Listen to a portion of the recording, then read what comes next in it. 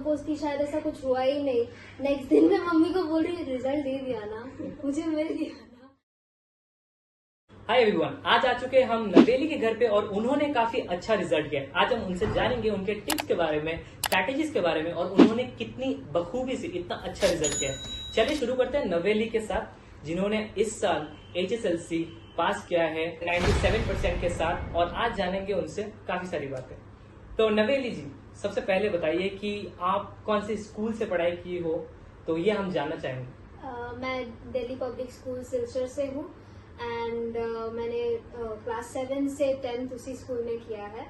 And जब class 5 में थी तब तक मैं सेवा में थी, तो बोर्ड चेंज करने के लिए CBSE में जाने के लिए मैंने CBSE वाला स्कूल चूज किया था। उसके बाद जब DPS खुला तब लगा कि DPS में जाना चाहिए। एक होता है ना कि जब जानते हैं किसी स्कूल के बारे में तो लगता है नहीं यही स्कूल है जहाँ से कुछ हो सकता है, तो उधर जाके बहुत अच्छा लगा। एनवायरनमेंट बहुत अच्छा था, जो दोस्त मिले, जो टीचर्स मिले, उनका हेल्प, उनका सपोर्ट, जो प्रिंसिपल मैम ने गाइडेंस दिया है, उस सब की मदद से एक पॉजिटिव एनवायरनमेंट में रह के ये रिजल्ट पॉसिबल हुआ है। ओके, तो नवेली ने अपने स्कूल के बारे में बताया है कि वो दिल्ली पब्लिक स्कूल से पढ़ाई की है और इतने अच्छा रिजल्ट उन्होंने हासिल किया है। अभी थोड़ा और आगे जाना चाहेंगे और जानना चाहेंगे नवेली का क्या स्टडी हैबिट्स था। तो नवेली, सबसे पहले हमें ये बताइए कि आपका स्टडी हैबिट्स क्या था जिसको आपने फॉलो किया और उसके बाद आपने इतना बढ़िया रिजल्ट आपने हासिल किया। मेरी स्टडी हैबिट्स इतने सारे कुछ नहीं थे, 2-3 ऐसे हैबिट्स थे जिसने मुझे बहुत हेल्प किया है मेरे प्रिपरेशन में। First and foremost was that कि मैं जब भी पढ़ने बैठती थी ये दिमाग में रखती थी कि मैं जोर से पढ़ूं। I should be audible so that what I read can be heard by my own years. तो जब मैं जोर जोर से पढ़ती थी ना तो मेरे दिमाग में पूरा घुसता था कि मैं क्या पढ़ रही हूँ। सेकेंड, जब मैं एक चीज पढ़ती थी बुकिश लैंग्वेज, तो रट्टा मार लेते हैं सब लोग, मैं रट्टा नहीं मारती। रट्टा भी मारते हैं। हाँ। और इससे कभी कभी आगे चलकर लाइफ में प्रॉब्लम भी पैदा होता हाँ, है। वो भूल जाते हैं, हम भूल जाते हैं। तो दिमाग में रखने के लिए मैं रट्टा नहीं मारती थी। मैं जो पढ़ती थी ना, वो मुझे जो भी लैंग्वेज आता है उस लैंग्वेज में मैं अपने आप से ही बातें करती रहती थी कि मैंने क्या पढ़ा है। एक लाइन पढ़ा, उसका मीनिंग मैं ट्रांसलेट करके, इंटरप्रेट करके खुद को समझाती थी। इससे मेरा लर्निंग जो था ना वो बहुत अच्छे से होता था। बट उसके बाद वो ही नहीं, मैं ये भी दिमाग में रखती थी कि जब मैं पढ़ने बैठूं मैं पढ़ाई करूं। तो इसको करने के लिए मेरा एक थिंग था कि मैं स्टार्टिंग से जोर से पढ़ूं, क्योंकि मैं देखती थी कि जब भी मैं लाउड वॉइसेस से पढ़ रही हूँ ना, तब मेरे दिमाग में और कुछ नहीं जा रहा है, कान से और कुछ नहीं घुस रहा है। I am just focused on my study, so that studying with my voice Audible होके स्टडी करना वॉज वेरी हेल्पफुल। एक चीज बहुत गौर करने वाली यहाँ पे बात है कि नवेली ने बताया कि हमारे जो ईयर्स है उस तक बात अगर हमारी पहुंच जाए तो काफी चीजें इजी होने लगती है और लर्निंग कर्व जो है वो ऊपर की तरफ चलने लगता है। तो ये बहुत एक टॉपर से ये चीज जानना, ये चीज समझना दूसरे स्टूडेंट्स को काफी बेनिफिट करेगा। लेकिन अगर थोड़ी आगे जाए, क्या एक चीज जानना मैं बहुत क्यूरियस हूँ कि एक चीज जानने में, जब रिजल्ट आया आपका, आपने देखा कि 97% आया हुआ आपका, तो आपने वो जो डे था उस लम्हे को आपने कैसे जिया, थोड़ा आप बताइए कैसा था वो सक्सेस वाला जब अचीव किया था। तो फर्स्ट ऑफ ऑल तो मुझे पता ही नहीं था उस दिन रिजल्ट आ रहा है, क्योंकि पहले ही देख रहे थे कि 20 से बाद में रिजल्ट आएगा। तो मैं तो लीस्ट बॉर्डर्ड थी क्योंकि रिजल्ट बाद में आने वाला है। तो मम्मी को अचानक न्यूज मिला कि रिजल्ट आउट हो गया है। फर्स्ट एंड फॉरमोस्ट वो बहुत मतलब पैनिक कर गई कि मेरा रिजल्ट क्यों कैसा गया एंड ऑल, क्योंकि एग्जाम देने के बाद मुझे उस दिन पूरा बिलीव नहीं हुआ। मैं पूरा डिल्यूजनल फील कर रही थी कि शायद ये सपना ही है। तो उस दिन मैं पूरा काम कंपोज की, शायद ऐसा कुछ हुआ ही नहीं। नेक्स्ट दिन मैं मम्मी को बोल रही रिजल्ट दे दिया ना, मुझे मिल गया ना। तो वैसा ही हो रहा खुद था। पे विश्वास नहीं होता कि अरे मैंने इतना बड़ा हाँ। कुछ अचीव कर लिया। हाँ। क्योंकि ये सक्सेस बहुत बड़ी बात होती है, कामयाबी हासिल करना दिन रात मेहनत करके बहुत बड़ी बात होती है। ये एक स्टूडेंट के जिंदगी में ये इतना बड़ी चीज हासिल करना। लेकिन जिंदगी अभी भी बहुत आगे बाकी है और आप भी और मेहनत करने वाले आगे चलकर। लेकिन इतना तक तो हमने जाना नवेली से कि उन्होंने कैसे क्या रिजल्ट के दिन उन्होंने जब देखा रिजल्ट तो उनको कैसा फीलिंग हुआ। तो नवेली, मुझे थोड़ा आगे जाकर ये पूछना है आपको कि क्या लगता है आपको, क्या टेक्निक होना चाहिए, मेमोराइजेशन टेक्निक जो आगे चलकर एक स्टूडेंट फॉलो कर सकते हैं, जो बोर्ड्स इस बार देने वाले हैं? क्या आपने क्योंकि आप एक टॉपर हो अभी, तो क्या वो 97% लाने में आपने कुछ ऐसा फॉलो किया टेक्निक जो मेमोराइज करने में आंसर्स को या सिलेबस को कभी कभी इजी कर देता है? मैंने पहले बताया जो मुझे हेल्प किया कि जोर जोर से पढ़ना जोर या से फिर पढ़ना। इंटरप्रेट करना खुद को कि मैंने क्या पढ़ा है। उसके अलावा ना रिवीजन बहुत मैटर करता है। Okay. जो पढ़ा है वो अगर रिवाइज नहीं करोगे तो भूल ही जाओगे सामने जाके। दैट डज नॉट हेल्प, क्योंकि जो पढ़ा वो वापस से शुरू से पढ़ना पड़ता है। ये मेरे साथ हुआ है, ये नहीं कि नहीं हुआ है। उससे मुझे सीख मिली है कि मैं रिवाइज करती रहूं। तो करते करते एक्सपीरियंस होता रहेगा। उनका भी जो अभी 10 देने जा रहे हैं उनका भी ये रहना चाहिए कि जब वो पढ़े एक ऐसे एनवायरनमेंट में पढ़े जो उनको सूटेबल हो। ये तो नहीं है कि मेरे जैसे सब होंगे, तो कोई हो सकता है पूरा शांत एनवायरनमेंट हाँ चाहिए, या फिर किसी को चाहिए कि शांत एनवायरनमेंट उसके लिए थोड़ा मुश्किल हो जाएगी। घड़ी की टिक टिक भी सुनाई दे रही है तो उससे भी डिस्ट्रैक्ट हो रहा है। तो वैसा अपने अपने ऊपर डिपेंड करता है कि ये एनवायरनमेंट मुझे सूट करता है, उसमें अच्छे से मन लगेगा तो उसी एनवायरनमेंट में पढ़ना। और हाँ, कभी कभी नींद आ जाती है पढ़ाई करते करते, बुक खोलते ही कभी-कभी हाँ, नींद आ- बुक खोलते कभी कभी नींद आ जाती है। तो उस टाइम एक बहुत ही वो मतलब हेल्पफुल तरीका होता है कि या जहाँ पे पढ़े हो वहाँ पे चल चल के पढ़ो। मतलब बुक हाथ में लेके अगर पढ़ रहे हो तो you just stand and walk and read. तो उससे क्या होता है ना, आप चलते चलते आपको पता ही नहीं चलेगा, आपको नींद नहीं आएगी, आपको जो पढ़े हो वो दिमाग में रहेगा। तो उसके अलावा अगर कुछ लिख रहे हो तो खड़े होके लिखो, तब नींद नहीं आएगी। तो मैंने ऐसा कुछ एक आध बार बहुत कभी कभी फॉलो किया है। पावर नैप भी ले लेते हैं हाँ, थोड़ी देर पावर के लिए। नैप ले लेते हैं, वो भी मैंने किया है। पावर नैप 30 मिनट्स या फिर 1 आवर इज वेरी हेल्पफुल। वो रिफ्रेश कर देता है रिफ्रेश आपको। कर देता है, थोड़ा आपको और एनर्जेटिक फील कराता है। तो नवेली, ये सब तो बहुत बढ़िया लगा आपसे सुन के। कुछ चीजें हैं स्टूडेंट्स फॉलो करते हैं अपने खुद को सेल्फ मोटिवेटेड रखने के लिए, क्योंकि अभी कभी डिप्रेशन फेज में भी चले जाते हैं, सिलेबस इतना काफी होता है तो उनसे ये कभी कभी सिलेबस भी बर्दाश्त नहीं हो पाता। स्टूडेंट्स, आपने खुद को कैसे सेल्फ मोटिवेटेड रखा उस दौरान? सिलेबस तो देखती हूँ। फर्स्ट ऑफ ऑल जो सिलेबस मेरे दिमाग में ये रहता था कि हम लोगों को अगर ये सिलेबस दिया है इसका मतलब ये हम ये कर सकते हैं। तो क्या लंबा था थोड़ा ज्यादा सिलेबस, या फिर नहीं, with in range? With in range था, क्योंकि सीबीएसई ने बहुत हद तक सिलेबस कम किया है। घटा दिया। हाँ, कोरोना के बाद से। Okay. तो वो देखती थी तो मेरे दिमाग में ये रहता था जो हमारे पहले आए थे कोरोना के पहले उनको इतना पढ़ना लगता था, हम लोग को इतना पढ़ना नहीं लगेगा, कितना अच्छा तो है। अच्छा लगता था कि रिलैक्स हाँ, थोड़ा घट गया है। हाँ, तो ये सोच लेके मैं पढ़ती थी कि अरे इतना थोड़ी ना है, घटा दिया है, इतना कम है और ये हमको दिया है तो हमारे लिए सूटेबल है, ये हम कर सकते हैं। ये करने के लिए था ना? हाँ, मोटिवेशन था कि हर क्लास के लिए जितना सिलेबस है वो उस क्लास का मतलब जो स्टूडेंट है वो कर सकता है। Okay. तो अगर वो सोच लेके पढ़े तो हाँ ये कर सकते हैं, इसलिए तो दिया है। ओके हाँ। सही। तो वो तो वो होता था कि हाँ, जैसे नवेली बोल रही कि वो सिलेबस सही है, अगर आप प्लान तरीके से पढ़ो तो शायद ये सिलेबस काफी जल्दी भी खत्म हो सकता है। मैं शायद आप सही बोल रहा हूँ, जितने अगर जल्दी प्लान तरीके से पढ़ो, यू नेवर नो दैट कब तक खत्म हो जाए, शायद 2 महीने पहले भी कोर्स खत्म हो जाए। नवेली, एक चीज मैं जानना चाहूंगा आपसे कि मेमोराइजेशन टेक्निक के बारे में आपने बोला, आप जोर जोर से पढ़ते थे, फिर आप लेकिन कभी कभी ऐसा होता था कि आप किसी दिन पढ़ाई मिस हो जाता था, तो कभी भी स्टूडेंट रिग्रेट करते कि लेट्स से 10 दिन तक पढ़ाई नहीं हो पा रहा है, तो अभी क्या आपका कभी ऐसा हुआ कि शायद 5 दिन छुट्टी के लिए हो गया, फिर से आपको थोड़ा स्ट्रेस बढ़ गया, ये ऐसा होता था कभी? हाँ, ऐसा तो हुआ है। और जब भी हुआ है तब मम्मी ने मुझे हर टाइम डांटा है, और उससे वो एक रिमाइंडर रहता था कि नहीं, आ रहा है एग्जाम, कोर्स है, कंप्लीट करना है। तो वो सोच के मैं पढ़ती थी, और ये जब होता था तब रहता था कि जो होना है सो हो गया।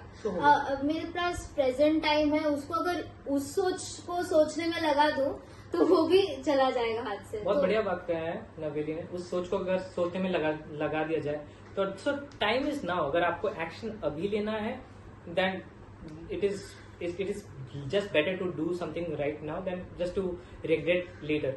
तो नवेली एक चीज जाना है कि सबके लिए मॉम एंड डैड बहुत ज्यादा इंपॉर्टेंट होते हैं। तो आपकी बातों से मुझे तो लग रहा है मम्मी का रोल और पापा का रोल भी डेफिनेटली दोनों का रोल रहा होगा। तो मैं इसमें थोड़ा क्यूरियस हूँ कि क्यूरियोसिटी मेरा बिल्डअप हो रहा है कि क्या आपके मम्मी एंड पापा का बहुत ज्यादा हद तक सपोर्ट था?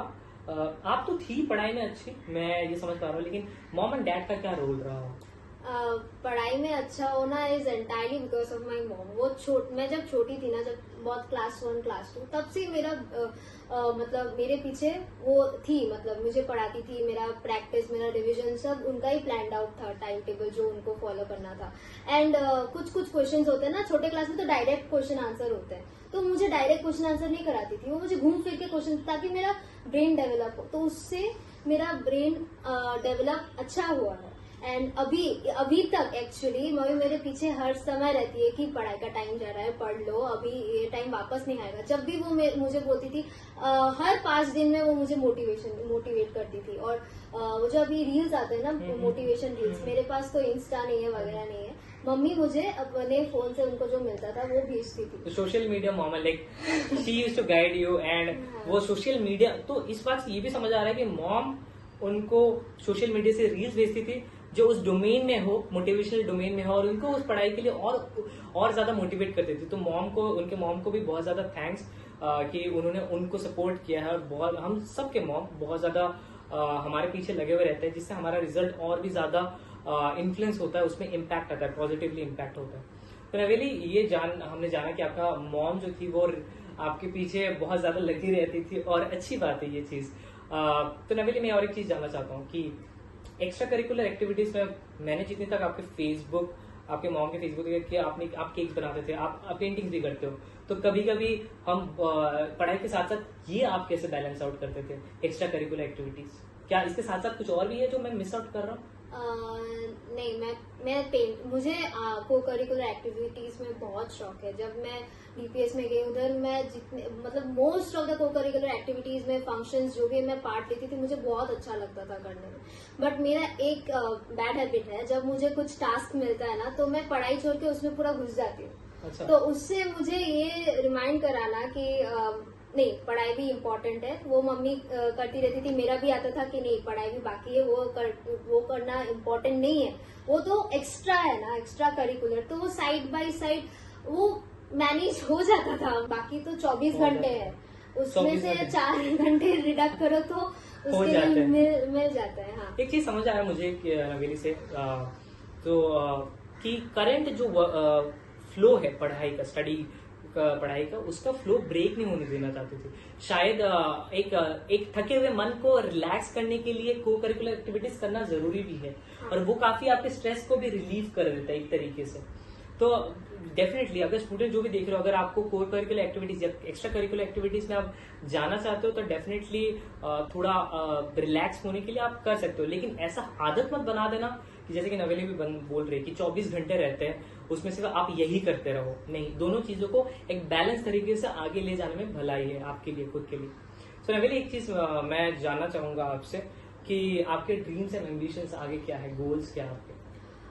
मेरा बचपन से नहीं बोलूंगी, मतलब क्लास 6-7 जब से मैं टीनेज में घुसी हूँ, तब से मेरे एक टीचर ने बोला था कि जो भी करो लाइफ में एक अच्छा इंसान बनना। तब से मेरे दिमाग में सेट हो गया है कि जो भी होगा देखा जाएगा, बट फर्स्ट एंड फॉरमोस्ट मुझे एक अच्छा इंसान बनना है। To be a good human being and then उसके बाद से तब मेरा गोल सेट नहीं था कि मुझे क्या करना है एक्चुअली प्रोफेशन में। तो धीरे धीरे डेवलप होके, नहीं, मैं साइंस की ओर थोड़ा मतलब ज्यादा इंक्लाइन किया, and then I saw that biology has started to become my passion.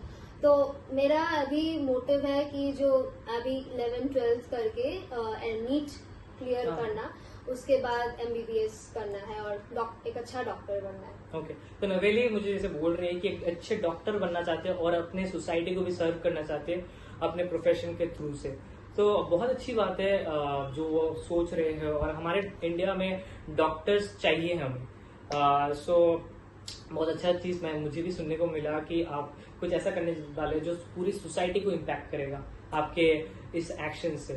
सो नवेली एक चीज मैं जानना चाहूंगा कि आप क्या कोई एक्स्ट्रा करिकुलर साथ और एक एक्स्ट्रा रिसोर्सेज भी पढ़ते थे, extra resources, extra study material कुछ ऐसा था जो आप जैसे कि मैथ्स के अलग बुक आपने पढ़ लिया, आपने साइंस का भी कुछ अलग बुक ऑनलाइन से मंगवा के, या फिर आई डोंट नो, बट क्या आपने लाइब्रेरी से भी जाके कुछ अलग बुक आपने रेफर किया है, ऐसा कुछ है जो ऑडियंस को बताना चाहते हो आप?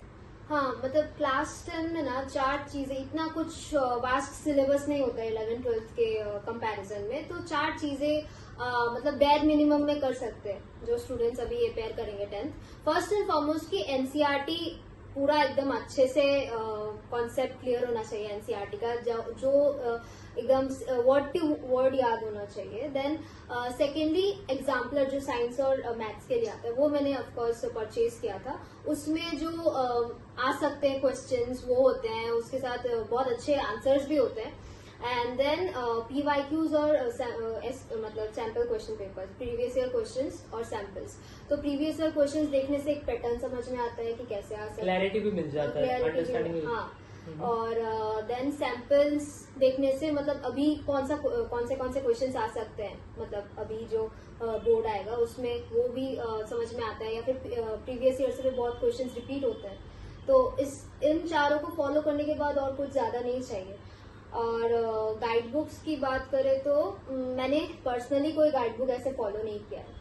मैंने सिर्फ एग्जाम्पलर देखा था साइंस और मैथ्स के लिए, और इंग्लिश SST जो लिटरेचर सब्जेक्ट है, SST हो गया, मेरा जो बंगाली था वो सब्जेक्ट वगैरह, उनके लिए मैंने PYQs ही देखे थे। और जो भी हेल्प लगता था, अभी तो इंटरनेट है, गूगल है, तो उनसे ही आंसर्स मिल जाते थे, तो वहां से काफी कुछ मदद हो जाता है। हाँ। और जो आपने रेकमेंड किया है वो बाकी स्टूडेंट जो 10th में पढ़ते हैं वो भी उनको रेफर कर सकते हैं for achieving a good score, right? तो मुझे पता नहीं मुझे ये पूछना चाहिए कि नहीं, लेकिन मैं पूछना चाहूंगा कुछ ऐसा है जो आप पीछे मुड़कर देखते हो और फिर पता चलता है शायद मैं ये थोड़ा और बेटर कर सकती थी, क्योंकि टॉपर्स में ऐसा रहता है कि थोड़ा और ज्यादा आ जाता तो अच्छी बात था। तो ऐसा कुछ था कि जब मुड़ के देखते हो पीछे कि शायद मैं यहाँ पे शायद बेटर कर सकती थी और ज्यादा, शायद मैं आगे चलकर ये करूंगी डेफिनेटली। तो मैं जैसे अभी अच्छा नंबर आया है, अच्छे मार्क्स आए, तो मैं शुरू से ऐसे टॉपर नहीं थी। टॉपर जैसा एटीट्यूड नहीं था। ऑफकोर्स मेरे अच्छे मार्क्स आते थे ना, टॉपर जैसा एटीट्यूड नहीं था कि दिन भर पढ़ते रहो या फिर कॉन्सिस्टेंट, ऐसा नहीं था। हाफ ईयरली तक ऐसा नहीं था, मतलब पहले थोड़ा ढीले तरीके से मैं पढ़ रही थी, अच्छा हो गया स्कूल का पढ़ लिया, मतलब अच्छे से लेके एकदम नहीं। तो वो चीज रिग्रेट होता है कि आगे से पढ़ लेती तो शायद सिलेबस पहले ही खत्म हो जाता और रिवीजन का टाइम भी अच्छे से मिल जाता। तो वही हाफ ईयरली के बाद जब मार्क्स थोड़े कम आए ना, तब वो मोटिवेशन आया एंड देन ओके। तो बहुत सारी चीजें जानने को मिला, नवेली ने हमसे बात किया और काफी चीजें ये स्टूडेंट्स को जो बोर्ड्स देने वाले हैं उनको भी मदद करेगा इस आगे चलकर। तो आज के लिए इतना तक वीडियो रखेंगे। नवेली, एक लास्ट क्वेश्चन कि ऐसा कुछ अभी स्टार्ट हुआ है जो हमारे चैनल के थ्रू से हमने स्टार्ट किया है, जो स्टूडेंट्स को रीच आउट करना, जैसे कि हमने आपको रीच आउट किया, तो आपको कैसा लगा कि आज आपको ऐसा इंटरव्यू देने को मिला? आपका जो ओपिनियंस है, जो आपने एक्सप्रेस किया, जो भी आप के दिमाग में था, कैसा लग रहा है आपको? बहुत अच्छा लग रहा है कि अगर ये कोई और स्टूडेंट कोई एक भी अगर देख ले तो उसका अगर थोड़ा सा भी बेनिफिट होता है तो मैं बहुत ग्लैड फील करूंगी कि उसको हेल्प मिला है ये वीडियो देख के। तो it feels good to help people, and अगर मेरे जूनियर्स ये देखते हैं उनको मोटिवेशन मिलता है तो बहुत बड़ी बात है मेरे लिए। तो मैं थैंक यू बोलना चाहूंगी आपको कि आप आए। मैं थैंक यू कि आप लोग इस प्लेटफॉर्म की इतनी मजबूत बना रहे हो कि हम एक स्टूडेंट से दूसरे स्टूडेंट तक रीच कर पा रहे हैं, और शायद लाखों लोग इस वीडियो को देखने वाले हैं कभी ना कभी। अभी हमने जो स्टार्ट किया इस सीरीज को, जहाँ पे हम स्टूडेंट्स के साथ मिलते हैं, और नवेली जैसे एक बहुत ही अच्छे स्टूडेंट के साथ बात कर पाए हैं हमने। और अगर आप लोग इस वीडियो को देख रहे हो तो काइंडली उन सारे स्टूडेंट्स जिन्होंने 90% या उससे ऊपर लाया, काइंडली उनको बोलिए कि हमको कांटेक्ट करें, हम उनके घर पे आके इंटरव्यू लेंगे। और नीचे नंबर आ रहा होगा, मेरा फोन नंबर, आप रीच आउट कर सकते हो हमें, और हमारी टीम आपको मदद करेगी, इंटरव्यू लेगी आपकी, जैसे कि हमने यहाँ पे नवेली के साथ बैठ के इंटरव्यू भी किया है। तो अगर आपने इस चैनल को फॉलो नहीं किया तो जरूर सब्सक्राइब कर दीजिए, और नोटिफिकेशन आइकन को आप क्लिक कर दीजिए, और आपके पास अपडेट्स आते रहेंगे। और ये वीडियो आपको अगर लगता है स्टूडेंट्स तक पहुंचने से उनका बहुत ज्यादा बेनिफिट होगा। तो काइंडली इस वीडियो को आप शेयर कर दीजिए उन सारे बच्चों तक जिनको इस वीडियो से बहुत ज्यादा मदद होने वाला है, क्योंकि आप अगर मदद करोगे तो उन बच्चे का बहुत ज्यादा स्कोर डेवलप करने में या परसेंटेज डेवलप करने में काफी ज्यादा बेनिफिट होगा। फिर जाके वो स्टूडेंट भी दूसरे के हेल्प कर सकते हैं। तो इस चैनल से, और काफी लोग सब्सक्राइब नहीं करते देखने के बाद, तो मैं बोल रहा हूँ कि अगर आप ये वीडियो देखते हो, ये वीडियो और रिकमेंड होगा अगर आप सब्सक्राइब करते हो, तो और स्टूडेंट को ये मौका मिलेगा इस प्लेटफॉर्म में आके उनके ओपिनियन, उनके आइडियाज को और भी ज्यादा लोगों तक फैलाने के लिए, और उन्होंने जो पढ़ाई किया है ये भी पहुंच पाएगा दूसरे लोगों तक। तो आज के वीडियो इतना तक ही रख रहे हैं, मिलते हैं आपके साथ दूसरे वीडियो में किसी दूसरे टॉपर के साथ या किसी ने जिसने 90% से ऊपर लाया। Thank you so much for watching this video.